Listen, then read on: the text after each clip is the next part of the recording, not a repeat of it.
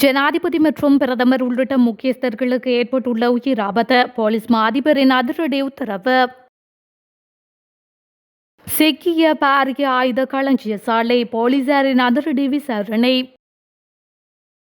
ஆயுத பலத்தால் ஆட்சியை கைப்பற்றவில்லை அரசிற்கு மெனோவின் அதிரடி அறிவிப்பு. ஹிட்லரின் மறுபுறவியே ஜனாதிபதி அனுரகுமார உதய கம்மன்பில கடும் தாக்குதல். அரசு ஊழியர்களுக்கு மகிழ்ச்சியான அறிவிப்பு அதிகரிக்கப் போகும் சம்பளம். விஜயின் தேர்தல் பிரச்சார மேடையில் ஈழத்தமிழர் விவகாரம் மோடி தரப்புக்கு கடும் விமர்சனம்.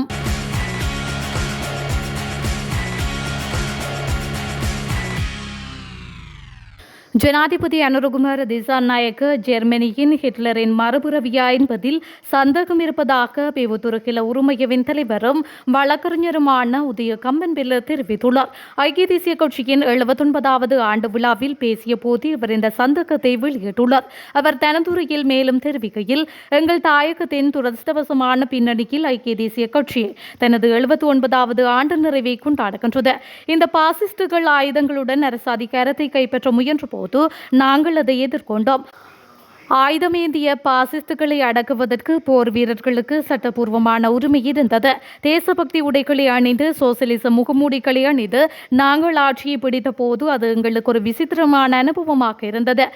ஹிட்லர் அதிகாரத்திற்கு வந்ததற்கும் அனுர திசாநாயக்க அதிகாரத்திற்கு வந்ததற்கும் இடையே ஒரு குறிப்பிடத்தக்க ஒற்றுமை உள்ளது.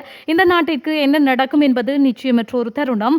ஜனாதிபதி தொழிற்சங்க தலைவர்களை அச்சுறுத்தும் போது ஹிட்லரின் ஜெர்மனியை நாம் நினைவுபடுத்துகின்றோம். அவர் ஹிட்லரின் மறுபுறவி என்ற நியாயமான சந்தேகத்தை எழுப்பும் வகையில் அனுரகுமார திசாநாயக்க செயல்படுகின்றார் என்று அவர் மேலும் தெரிவித்துள்ளார்.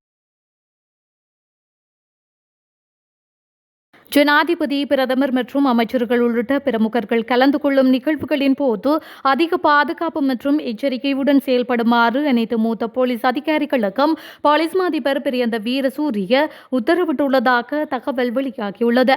பிரமுகர்கள் கலந்து கொள்ளும் நிகழ்வுகளுக்கு முப்படையினர் போலீசார் போன்ற பல்வேறு சீருடைகளை அணிந்திருப்பவர்கள் தொடர்பிலும் அதிக கவனம் செலுத்தி ஆய்வு செய்ய வேண்டும் என போலீஸ் அதிபர் அறிவுறுத்தியுள்ளார். போலீஸ் அதிபர் இந்த உத்தரவை 15ஆம் தேதி ஒரு சிறப்பு சுற்றறிக்கை மூலம் அறிவித்துள்ளார்.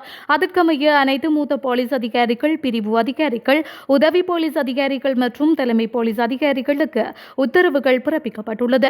வன்முறையாளர் ஒருவர் ராணுவ மற்றும் போலீஸ் சீருடை அணிந்து வந்து குற்றம் செய்ய வாய்ப்புள்ளதாகவும் வலியுறுத்தப்பட்டுள்ளது. பண்டிகை நிகழ்வுகள் மற்றும் போக்குவரத்து கட்டுப்பாடு மற்றும் சுகாதாரம் போன்ற பிற அத்தியாவசிய நடவடிக்கைகளுக்கான பாதுகாப்பை முன்கூட்டியே அடையாளம் காண்பது அவசியம் என்றும் கூறப்பட்டுள்ளது. மேலும் விசேட பிரமுகர்கள் பாதுகாப்பு பணிகளுக்காக பணியில் அமர்த்தப்பட்டுள்ளதாக அதிகாரிகளை அடையாளம் கண்டு வேறுபடுத்துவதற்காக வெளியிடப்படும் வெவ்வேறு வண்ண கைப்பட்டிகள், பதாகைகள் அல்லது பிற சின்னங்கள் போன்றவற்றில் அதிக கவனம் செலுத்தப்பட வேண்டும் எனவும் வலியுறுத்தப்பட்டுள்ளது. அதற்கமைய ஜனாதிபதி, பிரதமர் மற்றும் அமைச்சர்கள் போன்ற விஐபிகள் கலந்து கொள்ளும் பண்டிகை நிகழ்வுகளில் பணியில் ஈடுபடும் முப்படை அதிகாரிகள் மற்றும் போலீஸ் துணை சேவைகளின் அதிகாரிகள் மீது மிகுந்த கவனம் செலுத்த போலீசார் நடவடிக்கை எடுத்துள்ளதாக கூறப்படுகின்றது. முன்னாள் ஜனாதிபதி மஹிந்த ராஜபக்ஷ முன்னர் இருந்ததை விட தற்போது நன்றாகவும் மகிழ்வாகவும் இருப்பதாக நாடாளுமன்ற உறுப்பினர் சாமர சம்பத் தசநாயக்க தெரிவித்துள்ளார். மஹிந்த ராஜபக்ஷவுக்கு கொழும்பில் வீடுகளை வழங்க பலரும் முன்வந்துள்ளதாகவும் அவர் சுட்டிக்காட்டியுள்ளார். ஸ்ரீலங்கா சுதந்திர கட்சியின் மறுசீரமைப்பு திட்டத்தை பதுளை மாவட்டத்தில் ஆரம்பித்து வைத்த பின்னர் ஊடகங்களுக்கு கருத்து தெரிவித்த போதே அவர் இதனை தெரிவித்துள்ளார்.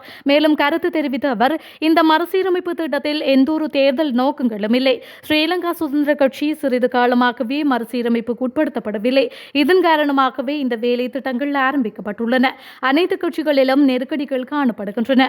எங்களுடைய சொத்துக்கள் தொடர்பில் ஆராய்வது போல் ஆளும் கட்சி அமைச்சர்களின் சொத்துக்கள் தொடர்பிலும் ஆராய வேண்டும் என்று அவர் மேலும் தெரிவித்துள்ளார். ஆயுத பலம், ஆக்கிரமிப்பு பலத்தால் ஆட்சியை கைப்பற்ற முயற்சிக்கும் கட்சிகள் நாம் அல்ல, ஜனநாயகத்தை பாதுகாக்கும் கட்சிகள் என தமிழ் முற்போக்கு கூட்டணியின் தலைவர் மனோ கணேசன் தெரிவித்துள்ளார். ஐக்கிய தேசிய கட்சியின் 79வது ஆண்டு விழா இன்று ஸ்ரீ ஜெயவர்தனபுரவில் உள்ள மொனார்க் இம்பீரியல் வளாகத்தில் முன்னாள் ஜனாதிபதி ரணில் விக்ரமசிங்க தலைமையில் நடைபெறும் நிலையில் அதில் கலந்து கொண்டு உரையாற்றிய போதே அவர் இவ்வாறு குறிப்பிட்டுள்ளார். தொடர்ந்து உரையாற்றியவர், நாடாளுமன்றத்தில் எதிர்க்கட்சித் தலைவருக்கான அலுவலகம் 3ஆம் மாடியில் அமைந்துள்ளது. தெரிவித்துள்ளது. அங்கு கட்சித் தலைவர்கள் நாங்கள் எல்லோரும் கூடி நாடாளுமன்ற நடவடிக்கை தொடர்பில் பேச்சுவார்த்தை நடாத்தும் போது நாங்கள் அரசுக்கு எதிராக சூழ்ச்சி செய்வதாக அரசாங்க தரப்பு கூறுகின்றது. மேலும் எதிர்க்கட்சித் தலைவர் அலுவலகத்தில் மற்றும் GL பீரிஸ் அவர்களின் வீட்டில் நாங்கள் பேச்சுவார்த்தை நடாத்திய போதும் சூழ்ச்சி செய்வதாக தெரிவிக்கின்றனர். நாங்கள் சட்டவிரோதமாக ஆட்சியை கைப்பற்ற முயற்சிக்கவில்லை. ஏன் அரசாங்கம் குழப்பத்திற்கு ஆளாகின்றது? அனைத்து பேச்சுவார்த்தைகளிலும் நான் பங்கேற்றேன். எனக்கும் நன்கு தெரியும் அவ்வித சட்டவிரோத ஆட்சி கவிழ்ப்பும் இடம்பெறவில்லை. ஆனால் அரசாங்கம் அமைப்பது எவ்வாறு என்ற பேச்சுவார்த்தை நடைபெற்றது. அரசாங்கத்தின் பிழைகளை நாங்கள் தேடுகின்றோம். ரணில் விக்ரமசிங்க கூட அரசியலமைப்பின் மூலமே ஜனாதிபதியானார். அவர் வங்குரோத்தான நாட்டை கட்டியெழுப்பினார். அவ்வாறு கட்டியெழுப்பப்பட்ட நாட்டைக்கு அரசாங்கம் கைப்பற்றியது. அரசாங்கம் கூறும் 76 வருட சாபத்தை நாங்கள் ஏற்றுக்கொள்ளப் போவதில்லை. அப்படியென்றால் இதில் 50% ஆட்சியில் இருக்கும் பிரதான கட்சியும் பொறுப்பேற்க வேண்டும் என்று அவர் மேலும் தெரிவித்துள்ளார்.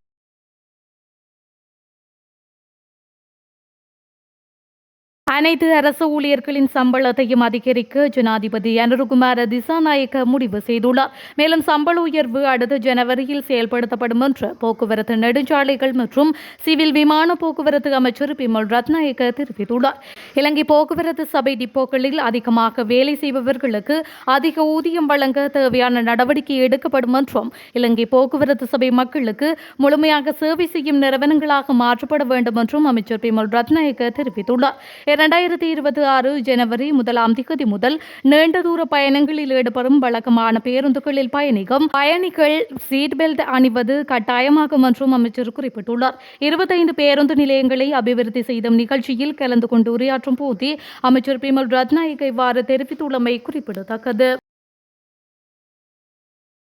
ஈழத்தமிழர்கள் இலங்கையில் இருந்தாலும் உலகில் எந்த மூலையில் இருந்தாலும் அவர்களுக்காக குரல் கொடுப்பதும் நமது கடமையே என இந்தியாவின் தமிழக வெற்றிக் கழக கட்சித் தலைவர் விஜய் தெரிவித்துள்ளார். மேலும் இலங்கை கடற்படையால் இந்திய கடற்தொழிலாளர்கள் தாக்கப்படுவது தொடர்பில் மாநாட்டில் பேசுவது குற்றமா எனவும் விஜய் இதன்போது கேள்வி எழுப்பியுள்ளார். தமிழ்நாட்டின் நாகையில் இன்று தனது பிரச்சாரத்தை மேற்கொண்டு உரையாற்றும் போதே விஜய் இவ்வாறு குறிப்பிட்டுள்ளார். தொடர்ந்து அவர் உரையாற்றுகையில் கடற்தொழிலாளர்களுடைய உயிர் எந்தளவுக்கு முக்கியமோ அதே அளவுக்கு ஈழ தமிழர்களுடைய கனவுகளும் வாழ்க்கையும் நமக்கு மிக முக்கியமாக காணப்படுகின்றது. கடற்தொழிலாளர்கள் படும் துயரம் தொடர்பில் கடிதம் எழுதிவிட்டு அமைதியாக இருக்க நாம் ஒன்றும் கபடதாரி திமுக கிடையாது. மற்ற கடற்தொழிலாளர்கள் என்றால் இந்திய கடற்தொழிலாளர்கள் என்றும் தமிழகம் என்றால் தமிழக கடற்தொழிலாளர்கள் என்றும் பேசுவதற்கு நாம் ஒன்றும் பாசிச பாஜக கிடையாது. நாகைக்கு 14 ஆண்டுகளுக்கு முன்பே வந்து கடற்தொழிலாளர்கள் பிரச்சினை தொடர்பில் பேசியுள்ளேன் என தெரிவித்துள்ளார். எவ்வாறாயினும் கடந்த 2011ஆம் ஆண்டு நாகையில் இடம்பெற்ற பொதுக்கூட்டத்தில் நடிகர் விஜய் கலந்து கொண்டு இலங்கை ராணுவம் தொடர்பில் ஆக்ரோஷமாக ஆற்றிய உரையின் காணொலி இன்றைய மாநாட்டின் பின்னர் சமூக வலைதளங்களில் அதிகளவில் பகிரப்பட்டு வருகின்றது. குறித்த உரையில் இந்திய கடற்தொழிலாளர்களுக்கு தொடர்ச்சியாக நெருக்கடி ஏற்படுத்தினால் உலக வரைபடத்தில் இருந்து இலங்கை காணாமல் போய்விடும் எனவும் பொறுமையை சோதிக்க வேண்டாம் எனவும் விஜய் எச்சரிக்கை விடுத்திருந்தமை குறிப்பிடத்தக்கது. ஒருவரின் வீட்டில் இலங்கை வெளிநாட்டில் தயாரிக்கப்பட்டதாக சந்தேகிக்கப்படும் பல துப்பாக்கிகளை ரத்னபுரி போலீசார் கண்டுபிடித்துள்ளனர். இந்த சட்டத்திரணி மேரடிப்பால் திடீரென மரணமடைந்துள்ள நிலையில் வீட்டை பரிசோதனை செய்த போது குறித்த ஆயுத களஞ்சிய சாலை கண்டுபிடிக்கப்பட்டுள்ளது. ரத்னபுரி பிரிவுக்கு பொறுப்பான சிரேஷ்ட போலீஸ் கண்காணிப்பாளருக்கு கிடைத்த தகவலின் அடிப்படையில் ரத்னபுரி தலைமையகத்தின் தலைமை போலீஸ் ஆய்வாளருக்கு தகவல் தெரிவிக்கப்பட்டுள்ளது.